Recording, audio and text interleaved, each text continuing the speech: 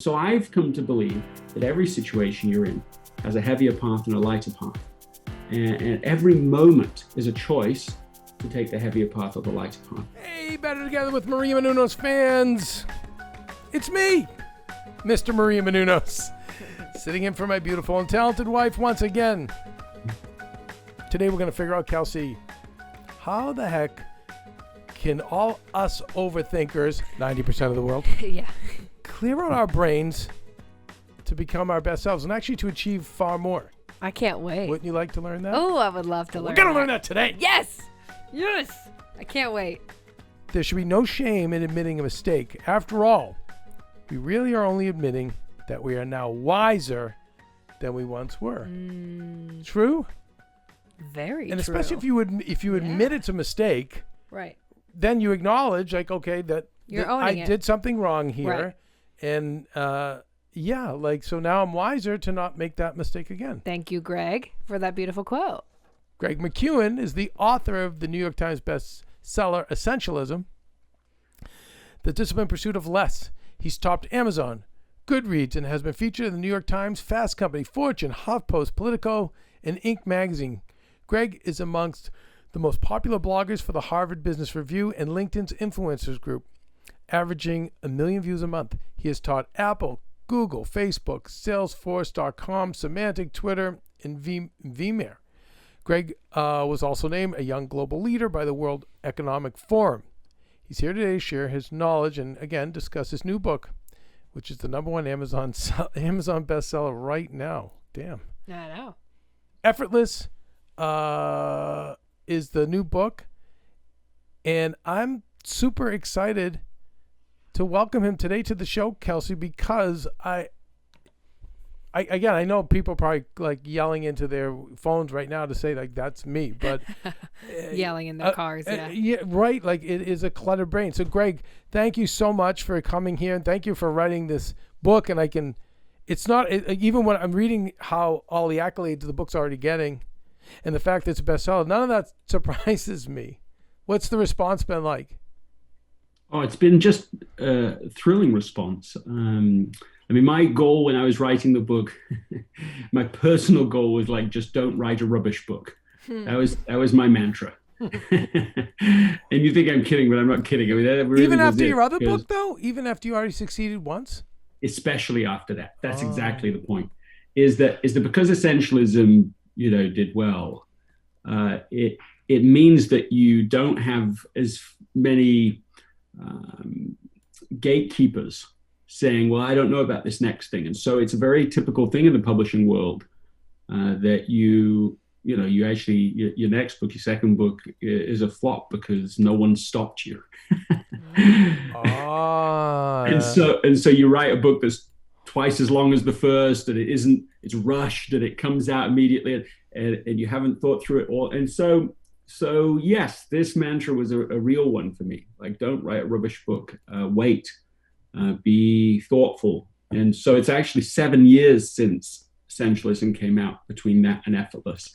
And I just had to wait. And even when I felt like it was time to write again, I still paused until I could feel it's time. And as it turns out, I think I couldn't have even written Effortless a few years ago. I'm confident I couldn't have done. I needed to have certain experiences that allowed Effortless. So, Greg, I will tell you, from writers to other people who are driven to be successful, they would have given into the urge. I know I'm one of them. I can't tell you how many times I followed up quickly with a book or quickly with a movie, way too fast, because I was like, don't want to miss the boat, don't miss the window, sense of urgency, and I think probably there's lessons in the book that back up what you just did that action of waiting those 7 years, right? To be patient and to let it come to you and, kind of see everything. But I feel like that's a mistake that a lot of people make, Yes, I mean, this speaks to the subject of the first book, Essentialism. So if you had to summarize Essentialism in one word, it's prioritization. And this disciplined pursuit of less. Like, don't just do more stuff because The opportunity is there. Be selective, be thoughtful, and so on. And the new book, if you have to summarize Effortless in one word, it's simplification. It's removing the boundaries, the stuff we do that makes life harder than it needs to be. Yeah. So this new book, like, I didn't write Effortless because I think life is easy. There'd be no point to write a book if life was easy. Life is hard, and that's why I wrote it. It's hard in 100 ways for people, but then in addition to that, we often make life harder than it needs to be. And the implication of that is that people start to burn out and they still haven't achieved the results they really wanted to achieve. So my position in this new book is that we can make a different choice, that we can at least explore if there might be an easier path. There might be an easier way to do the essential things in our lives. Because if we can find that, then we can break through to the next level of results, but without burning out. And right now, when I think about how burned out people seem to be, it seems like it is coming in a way that is timely and has the power of relevancy.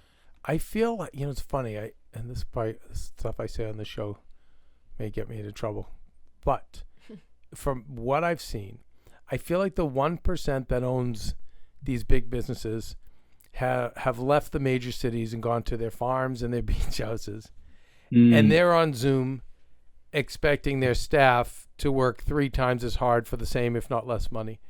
I feel like they took the advantage of the kind of the fat that they had working for them, so they got rid of them, which, by the way, like, if they were fat, then that's on them.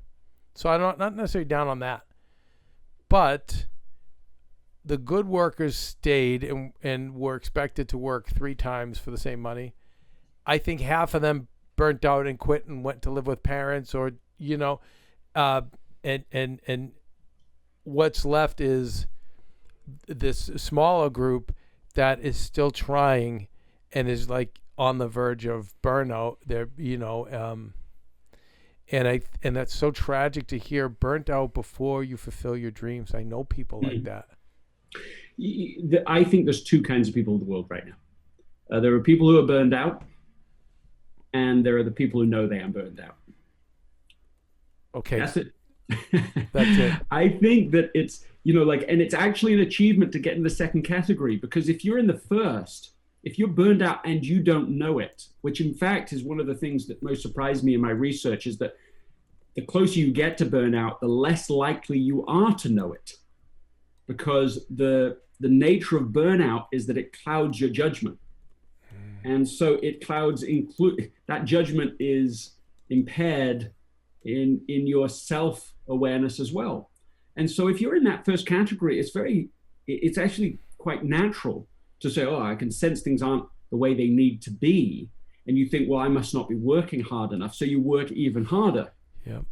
And so this just creates more and more of the same downward spiral, because past a certain point, working harder has diminishing returns. But it gets even worse than that, because you can get to negative returns. So for every extra unit of effort you put in, you're actually making everything worse. You're making, like in my book, I just use it as an example to write it. If I wrote 2 hours a day, that was sort of ideal for me. That was optimal. I could write 2 average pages in 2 hours.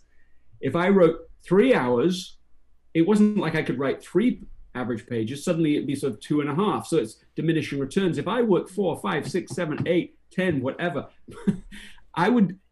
that's negative returns. The manuscript is worse at the end of the day than it was at the beginning. I'd have been better off not writing at all than trying to do these big pushes. You actually make it worse. And so it takes some self-awareness. It takes getting into the second category, so that you start to say, okay, well, I'm not going to carry on working the way I've been working. I'm going to look for an alternative path. And that's really, once you start getting into that second category, you say, okay, well, what might that path look like? And I think for people that can get to that side of this equation, they may find Effortless to be useful. I think but going back, they need self-awareness, but it's hard, like you said, when your brain is foggy and you're starting to get down on yourself because you're not getting the results. I was always taught, just work harder. Yes. So just work, so you're not getting the results. Well, work harder. Yes. And the more I do this show and interview people like you, the more I realize that it's about taking those pauses and those breaks to take inventory and then get that awareness. Like, hey, wait a second, I'm burnt out. And this might be a little off from the book, but do we have any indicators to kind of let us know we're burnt out? Yes, those indicators do exist. I mean, some of the things that I think are helpful are, just what your relationship is with other people. You just start getting to that point where every request from anybody about anything, you sort of feel a little resentful about it. It pinches you. They're just making a normal request, but you're just like, oh, come on, man. That's an evidence that like there's no buffer in you anymore. And a lot of people, I think, can relate to this, because what I think a lot of people did as the pandemic, began, everyone's pivoting to home. There's huge increase in invisible work for working women. There's a 150% increase in invisible work that happens. Well, what is everyone doing? How do you handle all of that? Well, lots of people handle it by dig deep. We use that phrase. What does it mean? Use up your deep reserves. So you've built them up over years. You're relatively healthy, but then you start using that emotional and mental and physical reserves up, and that gets you through. But it won't get you through for another 16 months of this. I was just talking to a CEO of a major company, and he summarized it this way. Now, he's one of the ones in the second category, but he just said everybody's burned out right now. Yeah. Like everybody in my company is burned out right now. So he is aware that he needs to find a different way of leading, that he needs to advocate a different way of achieving. And I think, a lot of people think that there's only two options. They can either work harder and harder and harder, just as you said. That's like the Puritan idea. The 20th century, yeah. More and more hard work. Yep. It's like industrial age plus Puritanism. It creates this sort of toxic idea. 24/7, no breaks, no pacing, no rhythms. And then on the other hand, they see the other option as being lazy. You do the trivial stuff, don't do anything that matters. And so they sort of see essential and hard on the one side and easy and trivial on the other. And because they're overachievers, they end up being in the first category. There is a third alternative. There's a path that is essential but easier, where you don't see a virtue in suffering and exhaustion. In fact, I was working with somebody who was in this category. She's the kind of person that's up till 4 a.m. in the morning photoshopping for her youth event at church the next day. Oh boy. And no one's asking her to do that. No one thinks that's a good idea. But she somehow is in this category where she's thinking, she says if she even eats lunch, she feels guilty. Oh. Not taking an hour out or half an hour, just even eats, she's guilty. If she's not exhausted, she's not doing enough, she's not worthy, and so on. So I said to her, listen, let's just start with a new question. Let's invert this for you. Instead of asking, how can I work harder to achieve better results? Now, that's her current mindset. I said, what if you could just say, how could you achieve better results by making it more effortless? Just ask that question. And so the next time she gets a call, it's from she works at the university, professor calls her and says, listen, could your team, the videography team that reports to you, could they come and record my class for the semester? And she is ready to jump in. See, that's it. She wants better results. She wants amazing results. She's got to do more. She says, yes, we'll get the whole team there. She's thinking in her mind, we'll get multiple angles of the room. We're going to edit the whole thing. We're going to have music, intro and outro, graphics. We're going to wow him, impress him. And then she remembers this coaching, ask a different question. Could we get the result we're looking for in an easier way? Could it be effortless even? So she pauses and asks him a couple of questions around that and finds out it's just one student that they're doing this for, who's going to miss a few classes for an athletic commitment. And so the solution they come up with together is to get another student to record those classes on a phone and send it to him. The professor's delighted. He hadn't thought about such an easy solution either. And so he goes away happy, and she gets off the phone. It's 10 minutes that she's been on that call instead of 4 months of an entire team working to deliver something that's a complete waste of time and energy. And that was like a breakthrough for her. That was the eureka. And it just serves, I think, all of us to think, what if currently it's like there's a monopoly in our minds for one way of achieving results? And what if there's an alternative way? We're just not asking that question. What if there's an easier path? Right. What if there's an effortless path? What if we can't Sometimes work? there isn't, but you're not going to find it if you don't ask the question. Please go ahead. No, you're right. Work harder, not smarter. But again, it starts with that pause, which we don't do, because the worker just keep working, or go to the other extreme, tap out, and just medicate or whatever, fade away. Right. But rather than pause and say, okay, there's a company you might like. This one company that I really like, that I work with. They have tasks that they don't like to do, and they call it eating the frog. Right. And so they've decided they like to eat the frog in the morning. Those kind of calls, if it's a legal call or something that's just not fun, they try to get it out of the way, but at least there's awareness. But I think if we could be aware of this task ahead of me, because it's weighing on you talk about this, I'm going to talk about decluttering your brain, but even knowing, let's say tomorrow I've got to get up at 5 a.m. and I know I'm going to have to work till midnight, even that thought in my brain is weighing me down. And I've seen just the thought of it, let alone the actual work. No, I mean, I see my wife and she's like, next Wednesday and Thursday, it's already in her mind. So I think it's taking that pause and then saying, okay, is there a hack here? Is there an easier way to do this? I think that's first part. It seems like that's the first part in the process, but we don't do that. Most people either, like I said, tap out, or they just think it's working harder. Can we talk a little bit about brain clutter?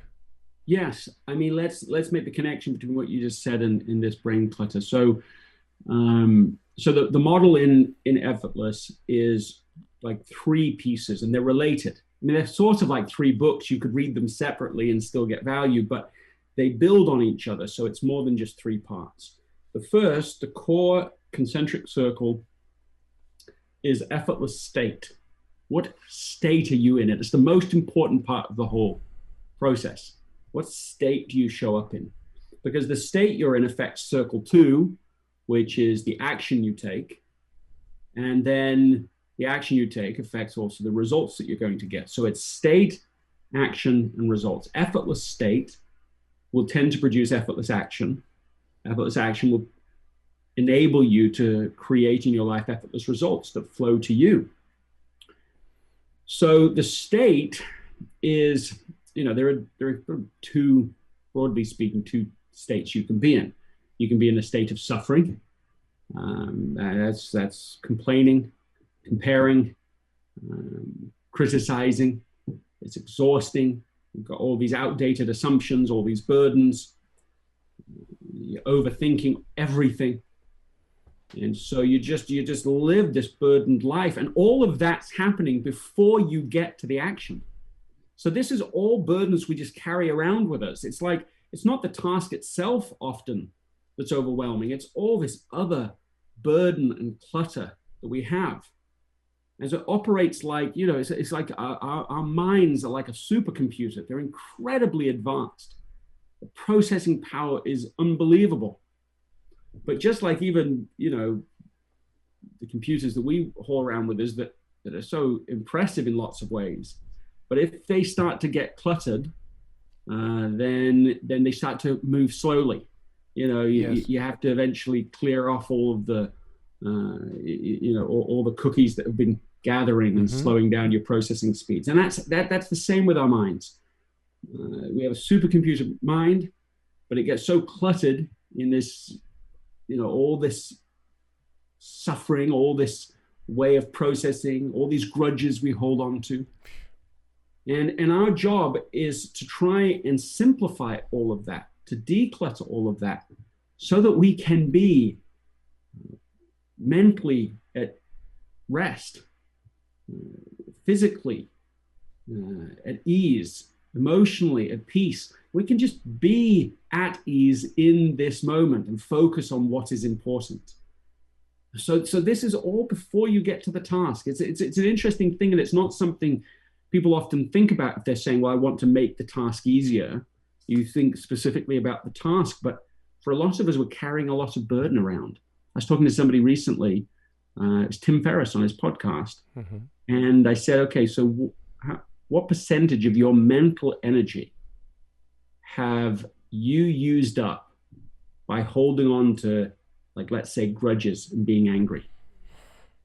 Now, that's like clutter. That's not just to-do list clutter, but like, this is heavy stuff. Yeah. He said between the ages of 15 and 30, that period of his life, he probably spent 60 to 70% of his mental energy on grudges and anger. Now think of that. You'd never think of like forgiveness and letting go of those things as being a productivity hack. But what else can you call it? If you could get 70% of your supercomputer capability back by decluttering that area of this, of all this unhelpful, unnecessary complexity. So yes, that's what I mean when I say declutter. It's like removing all this stuff so that you can return to your actually natural, state, this effortless state. It's not something you have to go fight for. You remove all the clutter. There it is. There you are. And I think it's, when you put it that way, it makes it much easier to attain. Because then shows people like, yeah, okay, how do I get to be effortless? I think I will tell you for myself, probably 80 or 90% of my energy up till into probably like a year or two ago, from my teenage years till now, was anger, and for me, I used it to drive me, you know, and to work. And yes, there were definitely some results, positive results, but it was bad fuel.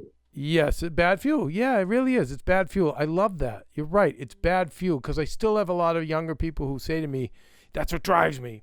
And I'm like, and I get it, because a lot of good can come. But now that you put it that way, what happens with bad fuel? Well, you can drive with bad fuel, but eventually the engine's going to go.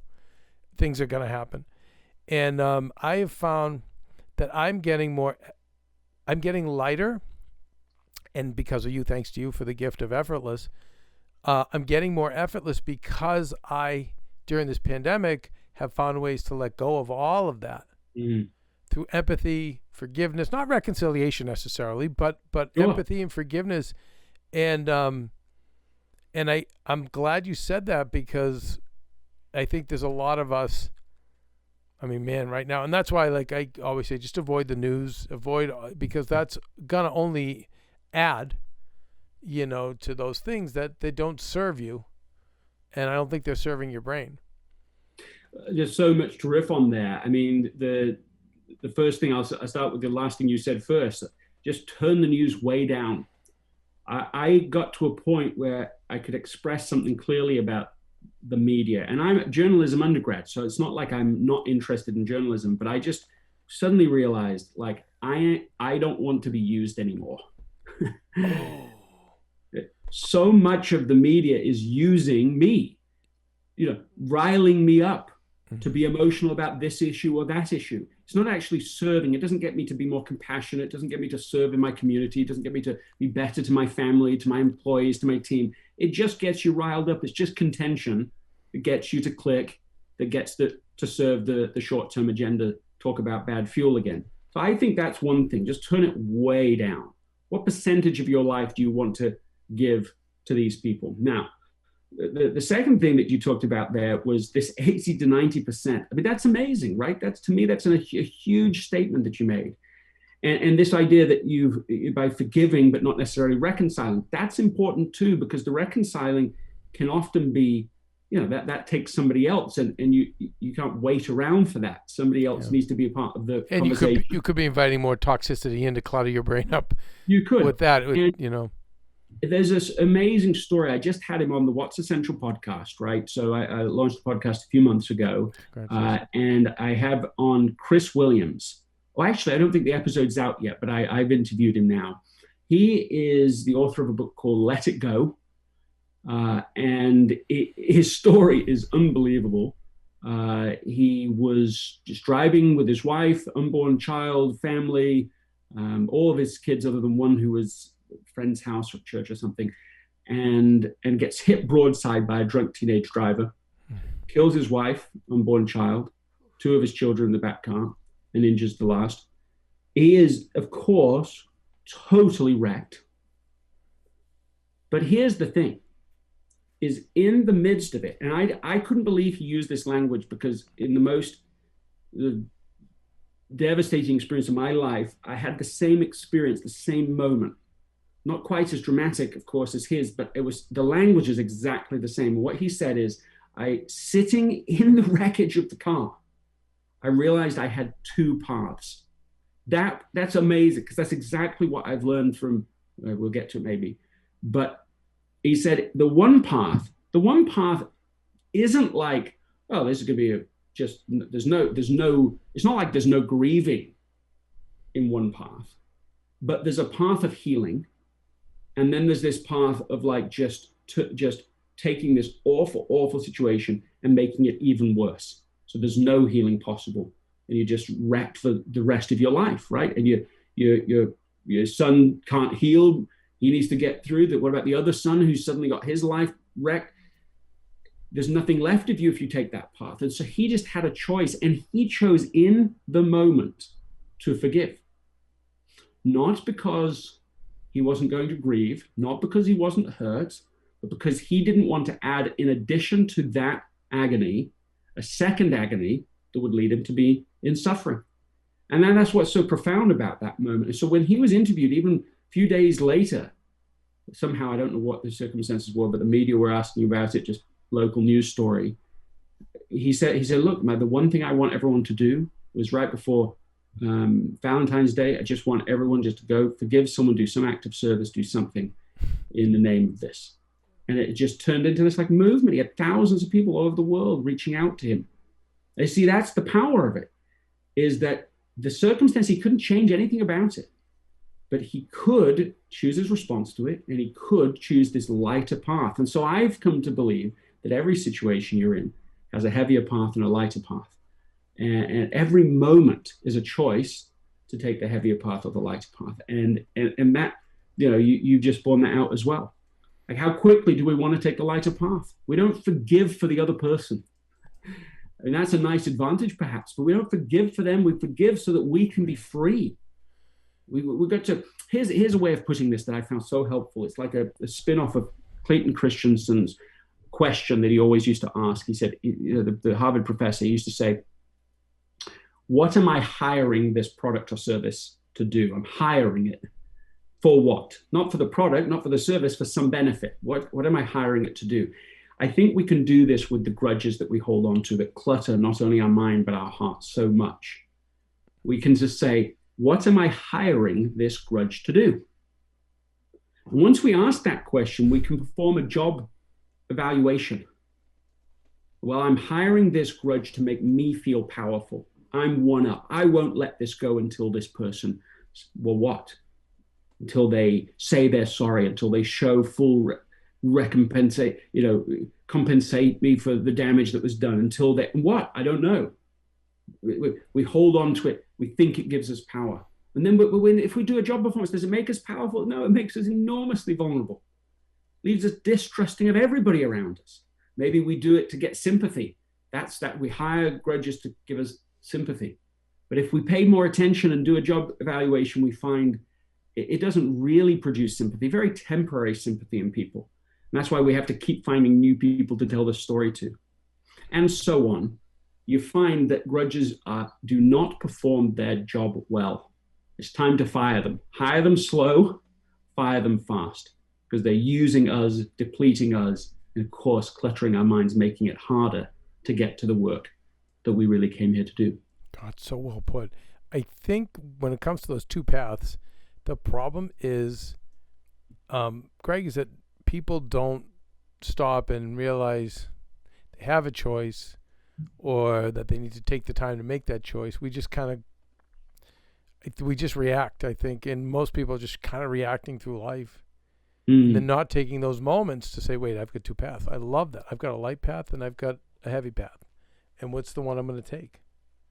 And I think that's, I'm going to ask that more of situations myself.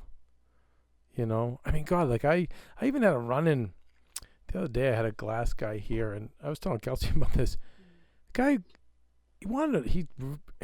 I just asked a simple question, and he kind of went at me, and it got really kind of aggressive. Mm-hmm. And he was like, "If you want me to move, just ask me, sir." I said, "Well, I did ask you to move." I said, because I was just going to go measure something. But then I said, "But I'm more than happy to move you myself physically if that's what you like." Not, okay. And I'm looking at him, and he probably saw the Italian Boston in me and was like, okay, this guy's, I just barked up the wrong tree. Then afterwards, carried that pretty much for 2 or 3 hours of the day, hating myself, ashamed of myself, also being like, why is this guy starting with us? We have a major tragedy going on in this house. Yeah, I'm sorry to hear about that. Thank you. But again, I would like to have asked myself, what's the light path that I could have taken? And whatever the case is, it was all clutter in my brain that was really of no use to me, other than how do I deal? You're always going to have to deal with those things, and how do I just deal with it better? What's the effortless way to deal with a goofball like that? Just so. And the biblical phrase for this, right, is to agree with thine adversary quickly. And it's not, you don't even have to get to the point where you're sort of morally more developed. I suppose that helps, but just even a self-interested path can help you discover the wisdom of that idea. Like, just, do I want to deal with this in the light, cheap way? Do I want to take this down a heavier path? I mean, think of the news stories that we do come across of people who have dealt with a situation that was, yeah, it's a bad situation, but then they get aggressive. The thing escalates. You have some terrible thing ends up happening. Somebody dies. Somebody's in jail. Somebody's life is ruined. Many lives are ruined. I mean, this stuff happens. Conflict begets conflict. That is not the easier path. No. There is a lighter path, a virtuous but lighter way to go through life. And so it's like, it's just even first being aware that such a path exists. Yes. And then just recognizing, wow, imagine if I could take an easier path. Imagine if you could get that 80 to 90% energy back where you're already doing the work to do that. If I put that onto the things that are essential? Now we can actually put our full mental capacity, the supercomputer, this capability, creativity, energy, resourcefulness. We've got it all back. We get our lives back, our minds back. Let's bring all of that to bear on the essential work of our lives. Well, that's a great advantage. If you look at someone like Steph Curry, I was just reading an article about him today, and he's here he is when he first comes into the league, the NBA. He's 6'3". It sort of sounds tall to the rest of us, but it's of course tiny. And he's thin. He's pencil thin. He's not. Yeah. He's exactly at a time. At the time where mass was hugely important. You've got Shaq and of course James still now. I mean, these are the dominant players, and he goes on to be MVP twice. How? Well, there's lots to that answer, but one of the ways how, and one of the things that he uses as a clear competitive advantage is his incredible presence, that he is right here, that he isn't thinking about the last play in this play, that he's just completely bringing all of that intelligence to this moment. And the way, I mean, just the interview I happened to be reading today, so it's not like I'm cherry picking, it just is right here today. He's just, in his quote, is talking about that. It's just I'm trying to enjoy it and be present, and I'm here. It's like, this is actually a competitive advantage. He's using this effortless mental capability as like a weapon. People describe him as like a ninja. And now there's more to the story. I know this isn't the whole thing, but you can see that this matters, because then whatever abilities he has can be fully utilized, instead of being angry and distracted and focused on something else and worried about something off course and so on. It's all present here. Yeah. And so then we can start getting into, well, what might the effortless action be? And I'm a basketball fan, so I will tell you, I can see in him where it looks effortless, because he is that focused but not focused to that place of like, this is do or die. And when I think of LeBron James, he's totally in his head. He's so physically amazing that he can dominate, but the minute he's challenged in the fourth quarter, he passes. He's in his head like, oh no, I'm going to look bad. Shaq was distracted by, he had 80 different projects going on. And you could literally see like his ADD out there, but he was so good that he could overcompensate. But I never felt like either one of those guys was in a state of effortless. I believe Magic Johnson was. He was in a state of, Sugar Ray Leonard, who I've met a few times, same thing. Very much they could focus in that moment, but that focus didn't consume them. And they also weren't thinking about a million other things. It was laser focused, but not like a psychotic kind of focus, if that makes sense. Yeah, no, I love this. And carrying on with now the sports theme here I was just talking to a doctor who works with high performance athletes. And one of the phrases he used, I'd never heard anyone say this. I love this. He said, we have learned over the last 20 years in high performance, athletics to teach people how to run fast, not hard. Oh. And I loved this because it's a good segue to like effortless action. Running hard isn't the goal. And yet you'd think it was with some of what I think now are outdated mantras. Well, no pain, no gain. But that's a run hard type idea. And it's been repeated so often. It's like a soundtrack, to use John Acuff's brilliant term for this. That's like an outdated soundtrack. You've got to update it with a new soundtrack. We want to run fast, not hard. Well, that's true in athletics, but it's also true for the rest of us. We're trying to get to a certain outcome. We're not trying to just beat ourselves up. But if you get into the wrong mantra, you actually start not being able to discern between the two. There's just harder and more and do, and I'm beating myself up and we need to do it. And our language shows this, by the way. I mean, we talk about it. Blood, sweat, and tears. What an odd phrase. It starts to sound odd anyway after a while. A hard day's work. Does it have to be hard? Is it just a day's work? Could it be a fun day's work? Could it be an enjoyable day's work? Why does it have to be a hard day's work? And similarly, language on the other side, we talk about easy money. We talk about the easy way out. Like our language shows that we're caught between these two false dichotomies. There is this alternative. What if you could make the essential tasks the easiest activities in your life? What if you could take a chore, let me give it that way. Take something that used to be a chore. It's essential, but you don't like doing it. Now you could make that a habit, right? You could say, okay, well, I'm going to routinize this. The same time every day. I'm going to do it in a certain, never going to miss a day. I'm going to have a running streak. All that's good. That will make it easier. But then there's a third thing that people think of less, which is a ritual. Could I take a chore that's drudgery and turn it into a ritual? What's a ritual? A ritual is a habit with a soul. A ritual is something that you enjoy the actual act itself. A habit is like what you do. A ritual is how you do it. And you can craft things to become enjoyable, fulfilling, rewarding. For example, I'll give you an example. A chore in our household, a very practical example, right? But a chore in our household is cleaning up after dinner. We've already made dinner actually a good ritual most of the time for us. We do like, we'll hold toasts to people. We'll celebrate every win from the day. We'll go around, we'll cheer each other, we'll clap, we'll tell stories, we laugh, it's entertaining. It's good.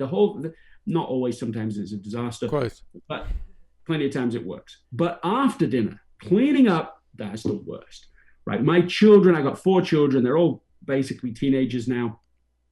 They're just gone. They're like stealthily out of there, quietly turn around. And where did we go? It's amazing. No one even said a word. They're just gone. And then my cat and mouse pulling them back. Come on, we got to do this. See, no one is enjoying this. It's a chore. Now we could make it a habit. We started to try and make it a habit this way. We said, okay, well, we're going to divide up responsibilities. We're going to train everyone on what to do. We're going to have it set jobs every day so we don't have to rethink this. And that helped a bit. But it wasn't until my eldest daughter added something that changed the experience into something enjoyable that it really changed. What she did, it was just simple. She just added karaoke music like Disney classics. Some people are going to hate Disney classics. That's not going to work for them. That's fine. This is a something that worked for us. As soon as they did that, someone started singing to it. Then other people started singing. It's like a dance party. It literally became this fun activity. And I thought people aren't going to believe it. So the other day when they were doing it, I wasn't even there helping. I wasn't even overseeing it. They were doing it. And I just captured a few seconds video of it and put it on Instagram just to be like, see, like for real, you can turn something not just from drudgery and a chore into a habit, you can turn it into a ritual. And this, I think, is a good example of like how you can make the action itself more effortless.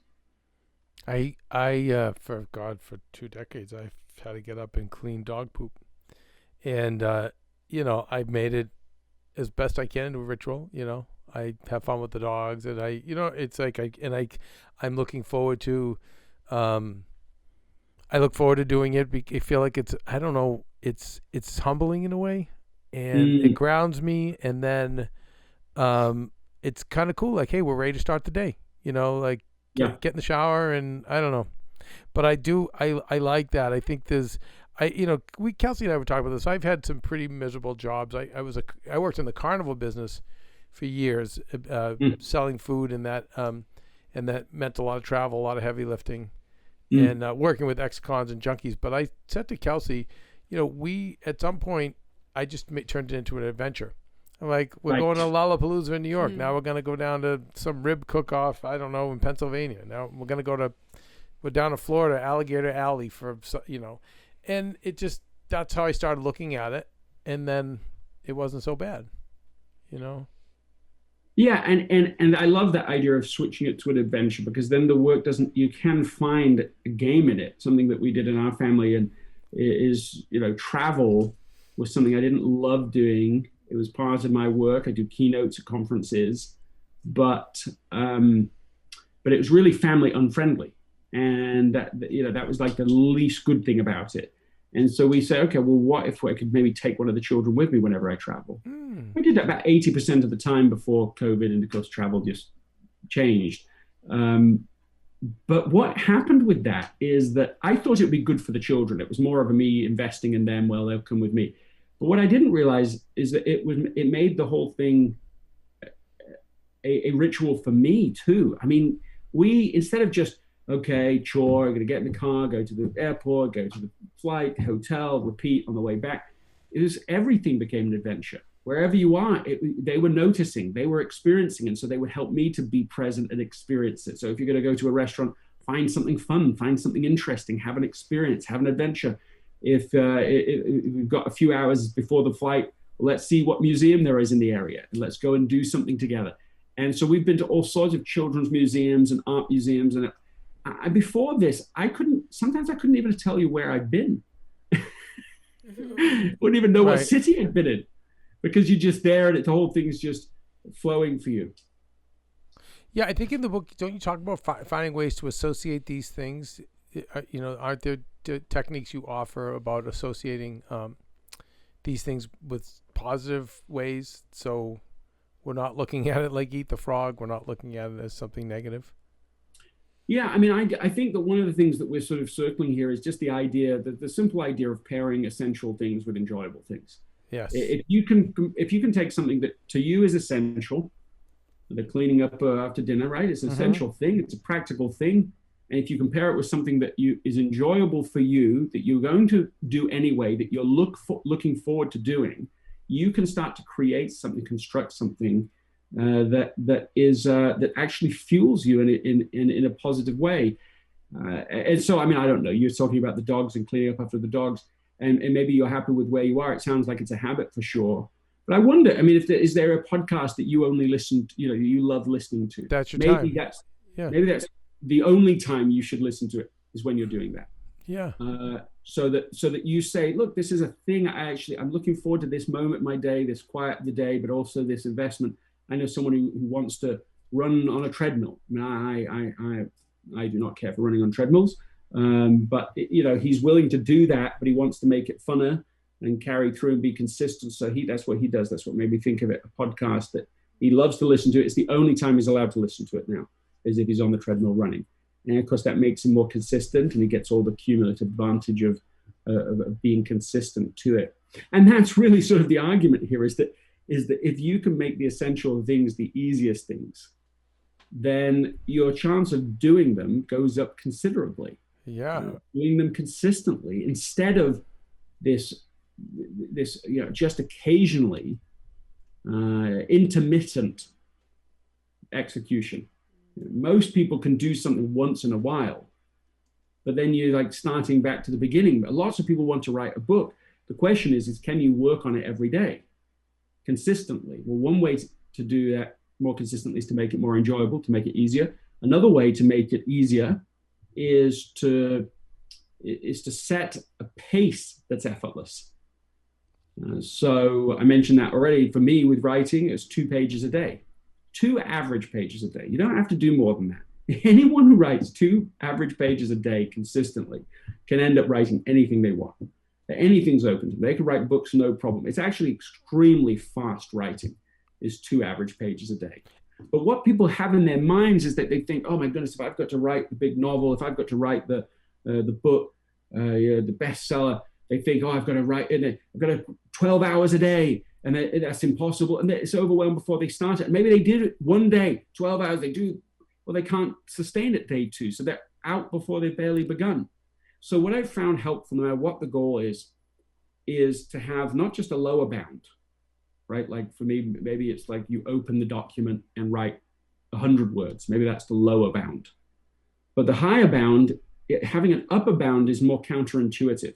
So like on a good day, you feel like, wow, I could write 10 pages. No, but you don't. That's the whole thing. And so you have an upper bound that you restrain yourself. And you say, well, I'm not going to do it just because I can.